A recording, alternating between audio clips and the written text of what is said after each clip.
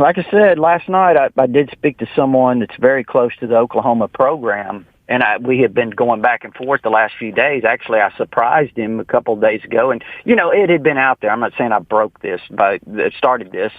Certainly didn't. But the Lebby name has been coming out there, as you know. And so I said, hey, there's some smoke over here that Jeff Lebby may be a guy that if O'Brien goes back to the NFL would be a guy that Alabama might pursue.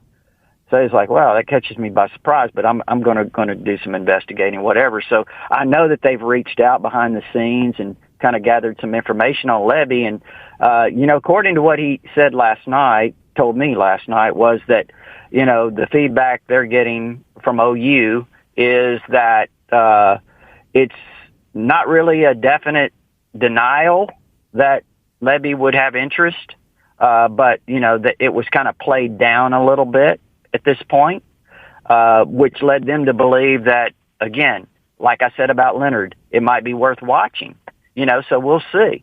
Garrett Riley, he's a really, talking to the Texas people, the people over in Texas last night too, that they said, listen, if Saban wants to get back to run the football, TCU did a better job of that this year, but Garrett Riley really is kind of a guy that's air raid. That's his background. That's what he likes to do. It's what he wants to do. Would that be something that Saban would be in for? So maybe Garrett Riley is someone that he's looking at.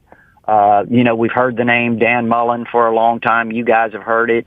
I was also told that Alabama, in the event that, O'Brien was leaving, that there was some kicking of the tires with Liam Cohen, who was at Kentucky in 2021 with Eric Wolford, Alabama's offensive line coach, first-year guy.